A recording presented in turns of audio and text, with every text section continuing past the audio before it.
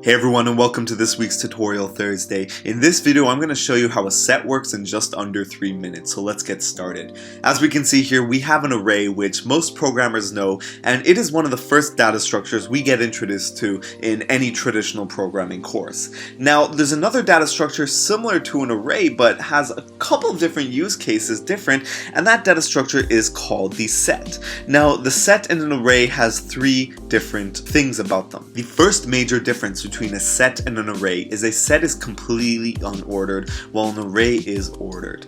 Now what that means is with traditional arrays, all the elements are indexed from 0 all the way up until the end of the array. However, in a set there is no order, so you cannot index specific elements in the set itself. The second major difference between a set and an array is that a set cannot contain any duplicates while an array can.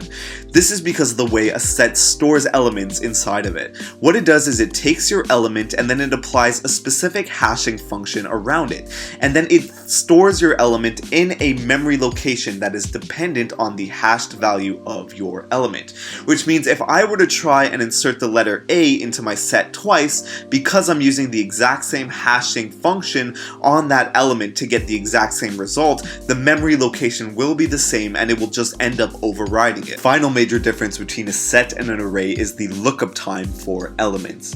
Because of the way a set stores elements, we can abuse that to actually get a faster lookup time with a set than an array. Let's say, for example, we wanted to find the element C in our set. All we would have to do is take the element, hash it, and check to see whether or not that memory location already exists within our set.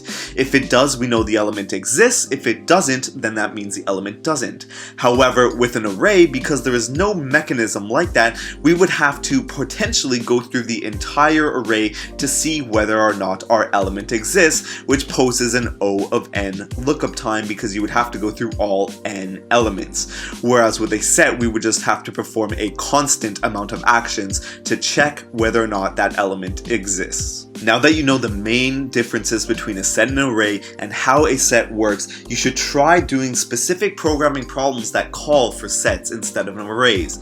Now, these problems are actually a lot more widespread than you would think, and I'm going to link in the description to a Google question Google loves asking that you have to use a set to solve. So thanks for watching, and check out that link in the description.